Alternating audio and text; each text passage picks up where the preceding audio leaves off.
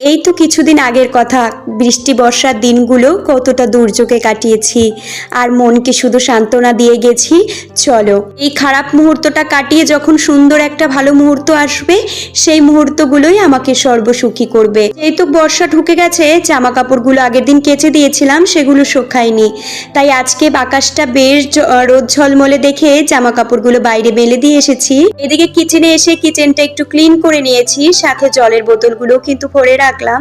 তারপরে কিছু আবার কাচাকাচি করব বলে এদিকে একটু সার্ফ গুলিয়ে আমি কিন্তু পাপোশ এবং হাত মোছা যেগুলো থাকে সেগুলো সব ধুয়ে এই যে বাইরে মেলে দিচ্ছি। দেখেছো রোদ্রের কি বিভৎসতা, মানে জামা কাপড় বেশিক্ষণ বাইরে মেলে দেওয়ারও প্রয়োজন নেই, সাথে সাথে কিন্তু শুকিয়ে যাবে।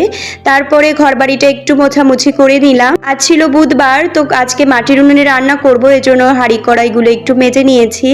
তারপরে যেহেতু কাচাকাচি করেছি একদম ভিজে গেছিলাম, তাই জামা কাপড়টা একটু চেঞ্জ করে ভাবলাম রান্নাটা আগে সেরে নিই, তারপরে স্নান করে নয় পুজোটা দেব। আজকে আলু পোস্ত করব, তার জন্য কিন্তু পোস্তটা বেটে নিয়েছি আর আলু পোস্তটা হয়ে গেছে। ছেলে আলু পোস্ত খেতে একদমই চায় না, তো তার জন্য একটুখানি সয়াবিন করেছি। এদিকে সয়াবিনটাও হয়ে গেছে, রান্নাবাড়ি মোটামুটি কমপ্লিট। তো এখন এগুলো সব চলো ঘরে নিয়ে যাই।